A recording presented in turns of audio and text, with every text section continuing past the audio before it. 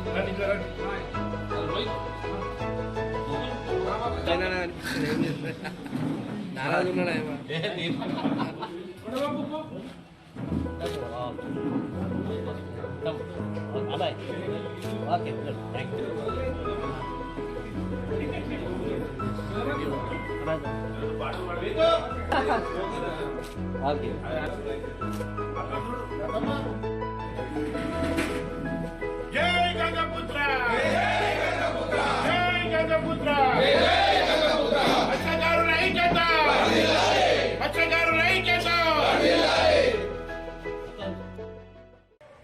మత్స్యకారుల ప్రపంచ మత్స్యకారుల దినోత్సవ సందర్భంగా మన గంగపుత్రులందరికీ మత్స్యకారులందరికీ ఈ రోజు 21 నవంబర్ రోజున ప్రపంచవ్యాప్తంగా మత్స్యకారులు దినోత్సవం జరుపుకున్నందుకు అందరికీ కూడా శుభాకాంక్షలు తెలుపుతున్నాం. మొట్టమొదట ప్రపంచ మత్స్యకారుల దినోత్సవం ఎందుకు ఏర్పడిందంటే మత్స్యకారుల సంపద, మత్స్యకారుల అభివృద్ధి కోసము మత్స్యకారులు ఏ విధంగా అభివృద్ధి కావాలనే ఆలోచనతోటి మత్స్యకారుల దినోత్సవం ఏర్పాటు చేయడం జరిగింది. అందుకే మత్స్యకారులు ప్రతి ఒక్కరు కూడా మత్స్యకారులు అభివృద్ధి చెందాలనే ఉద్దేశంతో మత్స్యకారులు ప్రపంచంలో మొత్తం మత్స్యకారులు అనేది పాచిపోవాలి. అందుకనే ఇది 1998లో 1998లో బిల్ క్లింటన్ అంతర్జాతీయ సదస్సుల ప్రపంచంలో మొత్తం అందరూ కలిసి మత్స్యకారుల దినోత్సవం 21 నవంబర్ 21 రోజు జరుపుకోవాలని అందరూ కూడా చేయడం జరిగింది.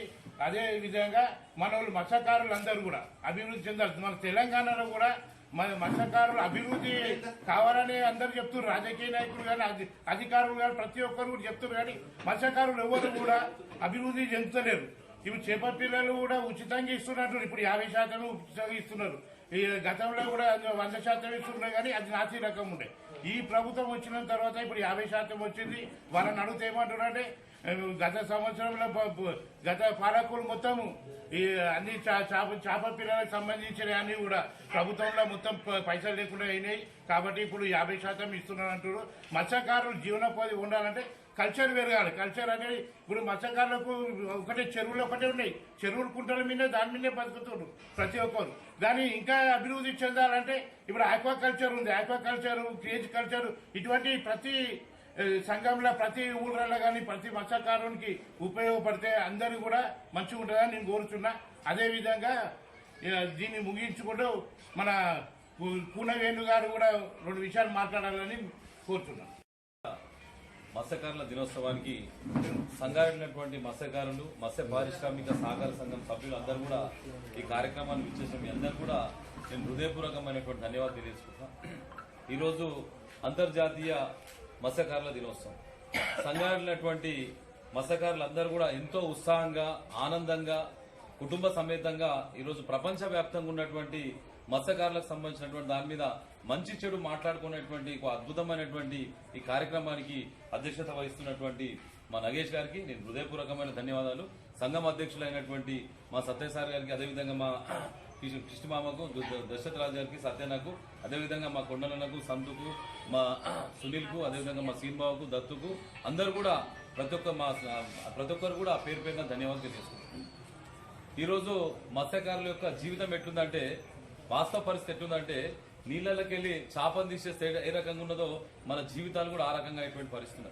ఇప్పుడు ప్రపంచవ్యాప్తంగా ఈరోజు మత్స్యకారుల దినోత్సవం జరుపుకున్నామంటే గొప్పతనం ఏంటంటే, మనం చాలా గొప్పగా ఆలోచన చేసుకోవాల్సింది ఏంటంటే మన గంగపుత్రులు పుట్టినందుకు మనం చాలా గర్వపడాలి.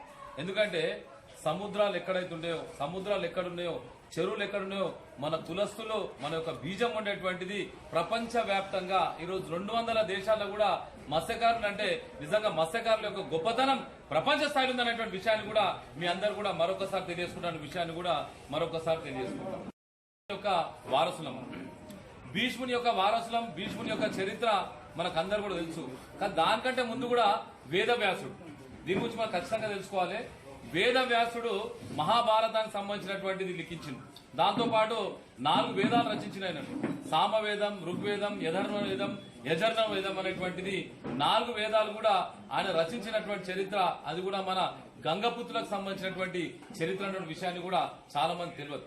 గంగపుత్రుడు నాకు తెలిసిన మటుకు గంగపుత్రుడు అంటే నిజంగా చెప్తున్నా కదా, వేదాలకు మూల పురుషుడు అయినటువంటి సత్యవతి యొక్క కొడుకే ఈ వేదవ్యాసుడు అనే విషయాన్ని మనం మర్చిపోయేటువంటి పరిస్థితి ఉండొద్దంటే ఈ రోజు మనం అందరం కూడా చాలా గొప్ప జాతిలో పుట్టినమనేటువంటి ఆలోచన చేసుకోవాలని చెప్పేసి కూడా మిమ్మల్ని అందరూ కోరుతున్నాం. ఎందుకంటే మనం చూసినా, మనం రామాయణానికి సంబంధించినటువంటి వాల్మీకి ఏదైతే రచించిండో, మహాభారతానికి సంబంధించినటువంటి దాని మీద వేదవ్యాసుడు ఎవరంటే సత్యవతి అనేటువంటి గంగపుత్రురాలు, ఒక బెస్త జాతికి సంబంధించినటువంటి, మన జాతికి సంబంధించినటువంటి ఆమె యొక్క కొడుకే మన వేదవ్యాసుడు అనేటువంటిది కూడా చాలా మంది గంగపుత్రులు కూడా తెలుసుకోలేనటువంటి పరిస్థితి. మనం ఏమనుకుంటామంటే మనం చేపలు పట్టుకుంటాం, మనం చిన్నగా అనేటువంటి ఆలోచన చేస్తున్నాం. కానీ గతంలో మనం చూస్తుంటే ఈరోజు వేదాలు అన్ని ఏ వేదం తీసుకున్నా కానీ దానికి మూల పురుషులైనటువంటి చరిత్ర కూడా మన గంగపుత్రులకు ఉందనేటువంటి విషయాన్ని కూడా నేను మరొకసారి మిమ్మల్ని అందరూ కూడా సవినయంగా తెలియజేస్తున్నాను. ఉండాలి. మన వేనన్న చెప్పినట్టు మన గొప్పతనం మనం తెలుసుకోవాలి. మనము ఎప్పుడు పబ్లిక్ లా మన గురించి ఎవరు నెగిటివ్ గా మాట్లాడకుండా ఉండడానికి మనం అందరం కలిసి ఉండాలి. మన పిల్లలకు ఇప్పుడు మన వచ్చే నెక్స్ట్ జనరేషన్ కి మన కల్చర్ ఏముందో మనం నేర్పియాలి. వాళ్ళకు మన వృత్తి ఏముందో తెలిసేటట్టు చెప్పాలి మన పిల్లలకు అందరికీ. మనం తప్పకుండా మనం ఎప్పుడు ఐక్యతతో ఉండి మనం కలిసిమెలిసి పబ్లిక్లో అందరితో మంచిగా ఉండి మనం విశ్వ జయంతి కానీ మన ప్రపంచ మత్స్యకార